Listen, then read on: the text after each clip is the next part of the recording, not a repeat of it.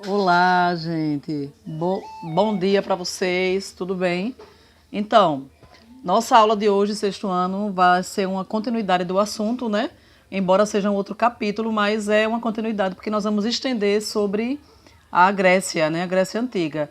A primeira aula que nós tivemos, nós falamos sobre a formação da Grécia, como é que ela iniciou, como é que ela se fixou. Ali eu diria que é o nascimento da Grécia e uma parte da infância da Grécia. Hoje, na aula de hoje, nós vamos falar sobre a pré-adolescência da Grécia, né? Não é adolescência ainda, visto que a Grécia vai trilhar alguns caminhos para poder chegar à adolescência e mais tarde à juventude. Mas então, hoje nós vamos falar sobre o capítulo 8, sobre duas cidades muito importantes para a Grécia, chamadas de Atenas e Esparta. A Grécia antiga teve outras cidades independentes, mas Atenas e Esparta foram as principais por alguns motivos, né? Então, vamos ver, vocês vão ver no livro de vocês, a partir da página 90, você vai ter exatamente o que eu acabei de falar, tá bom? O que acontece então? Primeiro vamos falar de Atenas, algumas características. Por que Atenas é considerada a cidade independente e ela é colocada aqui como destaque? Primeiro, pela questão, especificamente, pela questão política de Atenas, né? Lá em Atenas vai surgir a democracia que tanto nós falamos hoje e nós sonhávamos há muito tempo atrás, muitos e muitos anos atrás. E segundo, pela questão social também, tá bom? Mas para chegar à democracia, visto que a Grécia, através de Atenas, está nesse período de pré-adolescência, Atenas passou por alguns círculos, né? Ciclos. Como é que foi isso? Primeiro, para ela chegar à democracia, ela teve que sair da monarquia, passou pela oligarquia e passou pela tirania. E passou pelos legisladores. Daí nós vamos ter muitas modificações e alterações, tá certo? Então, vamos ver. Professora, então, na monarquia, como é que é? Você sabe que na monarquia você tem a figura de um rei e de uma rainha, não é assim? Bom, haviam essas figuras em Atenas, né? Mas, como ela estava num processo, passando por alguns círculos, então o que acontece? Atenas vai sair agora da monarquia e vai então adentrar na oligarquia. A oligarquia é o governo de poucos, onde poucas pessoas governavam sobre os atenienses. Geralmente eram pessoas que eram donos de latifúndios, né? Terrenos, sítios, propriedades rurais, tá bom? Depois daí, Atenas vai passar então para a tirania. A tirania, gente, é muito diferente do que nós conhecemos hoje, né? Nós conhecemos a tirania hoje como aquele governo que quer vencer através da força, obrigam as pessoas. Ele obriga. A tirania de Atenas, ela foi um pouco diferenciada. Por quê? Porque ele utilizou a necessidade do povo, a força do povo, para poder ser eleito ou conseguir se destacar. Assim era o modelo de tirania. Da tirania, então, nós temos ainda, entre a tirania e entre a oligarquia, nós temos a figura do basileu. O que seria o basileu, professora? O basileu seria a figura administrativa política em Atenas. Não é rei, né? Ele sai um pouquinho daquela figura de rei e passa para ser basileu. É mais flexível, entre aspas, certo? Bom, o que é que nós vamos ter? Aí, né, como a Atenas está andando, tal, na pré-adolescência, a Atenas, então, vai chegar ao ponto que tem no livro de vocês também, olha, deixa eu mostrar para vocês aqui, tá? Tem no livro de vocês o material. Nós vamos chegar, então, a alguns grupos sociais lá de Atenas. Entre eles, nós temos os eupátridas. Eupátridas quer dizer os bem-nascidos, e esses bem-nascidos eram aqueles que nasciam em famílias ricas, tá bom? Por isso que eram chamados de bem-nascidos. E esses eupátridas aqui também poderia fazer parte da política ateniense. Aí você vai ter os metecos, você tem os escravos, está também no conteúdo de vocês, e vocês têm, e nós temos os geomores, né? E existem outros, mas aqui eu estou falando mais sobre esses mesmo, tá bom? Desses que eu falei, qual que se destaca mais, qual que lucra mais, né? Se eu posso dizer assim, ou se beneficia com esse grupo social. Desses que eu falei são os eupátrida.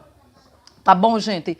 Daí, dos grupos sociais, nós vamos ter, então, agora, os legisladores, né? Então, para chegar à democracia, houve também esse processo de chegar à legislação.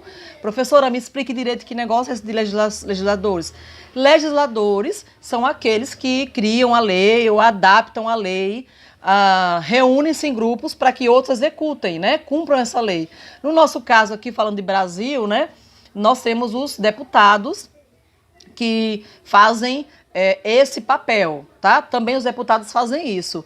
E quem vai executar pode ser o prefeito, vai executar o que foi dito lá, o representante da Câmara também, né? Ele vai ter que executar, tá bom? Bom, quem eram esses legisladores, então, de Atenas? Esses legisladores eram Drácon e Solon. Guardem esses dois nomes, Drácon e Solon. São nomes diferentes, mas estão aqui porque se destacaram por algumas coisas. Vamos ver? Drácon, e o que ele fez? Ele fez uma coisa muito legal. Por quê? Porque as leis atenienses, elas eram passadas de forma oral, né? Então, acontecia diversas vezes de serem esquecidas essas leis, de ser julgadas corretamente, porque era só na oralidade. E nem sempre, quando a gente está falando, as coisas saem da mesma forma que nós ouvimos. O que era que acontecia? Muitos juízes se aproveitavam que não tinham um documento escrito para comprovar aquilo ali, então eles usavam de má fé, beneficiando aos grupos que eles tinham, tá bom? Então, Drácon veio e trouxe a documentação, o registro dessas leis, para que acabasse com tanta injustiça social que havia lá em Atenas, certo? O que é que nós temos mais? Nós temos também a outra figura de legislador, que é Solon. O que é que Solon fez? Solon também fez uma coisa muito legal, né? Ele aboliu a dívida, a prisão ou a escravidão por dívida. Por quê, professora? Porque muitas pessoas eram presas ou eram escravas porque elas contraíam uma dívida e não tinham como pagar. Tá bom? Então, era muita gente que era presa, gente. E, geralmente, essas pessoas não conseguiam a liberdade porque não tinham como pagar o que devia, tá? Aí, o que ele fez? Drácon fez. Drácon não, desculpe, Solon fez. Ele aboliu essa lei. Além disso, dele abolir essa lei, ele também vai fixar os limites de propriedade agrária. Não é? Agora, você não pode ter qualquer tamanho de lote, de latifúndio, de propriedade agrária. Tem um limite para isso. Isso é muito legal, porque muitas pessoas não tinham terras também por conta disso. E, além disso, Solon também, ele trouxe criou também a Eclésia e a Bulé. A Eclésia, atualmente, né, hoje, também se usou naquele estilo, mas hoje está muito modernizado. A Assembleia Legislativa, né, de deputados que nós temos, vereadores, inclusive nós somos o ano passado com um grupo de vocês mesmo para a Assembleia Legislativa. Então, Solon, esse legislador, ele trouxe essas coisas muito legais que beneficiaram, na verdade, os atenienses, tá bom? O que é que nós temos, professora? Saindo de Atenas, tá bom? Vou dizer qual é a página que nós vamos agora. Nós vamos lá para a página 92. Nós temos a cidade de Esparta. Esta cidade vai destacar-se também. Por quê? Pela questão da guerra, pela questão militar. Esparta se caracterizou e ela está aqui contada como cidade importante. Por quê? Porque Esparta é a cidade grega que vai desde o nascimento dos meninos, né, dos bebês meninos. Esses meninos são treinados, ensinados, eles estudavam para isso, iam para florestas, ficavam lá durante um bom tempo, se preparando e voltavam na idade já da juventude, né, entre 18 anos mais ou menos, já preparado para ser um guerreiro. Então, Esparta se destaca por essas questões, a guerra e a arte militar, tá? Então, nós temos em Esparta... professora, em Esparta vai ter política, claro, né? Dos nomes ou uma das coisas legais que tem que se destacar em Esparta é a Jerúsia. Deixa eu ler para você bem rápido sobre a Jerúsia, bem rápido para que não fique longo e você possa compreender. A Gerúsia é formada por cidadãos maiores de 60 anos de idade e ela redigia as leis a serem obedecidas por todos, certo? Isso é a Gerúsia, estou falando de Esparta, né? Esparta vai se destacar pela arte, pela questão da guerra, né? E só ela faz isso, mas ela vai ter a política, claro. Todo lugar tem política, né? Em minha casa tem, desde que eu administre, eu já vou ter a política inserida. Ainda nós temos o grupo social de Esparta. Quem que vai ser, professora? Vamos ver? Nós temos uns grupos curiosos, né? Uns nomes curiosos.